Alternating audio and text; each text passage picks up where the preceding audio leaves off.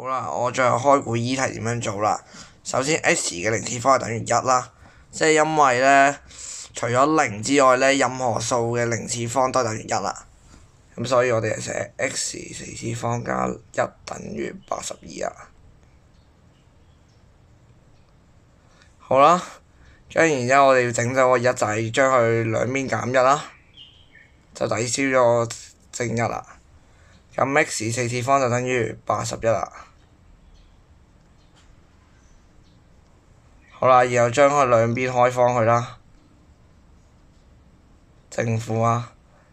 跟住開方咗佢之後咧 x 二次方就等於9啦，或者 x 二次方等於-9啦。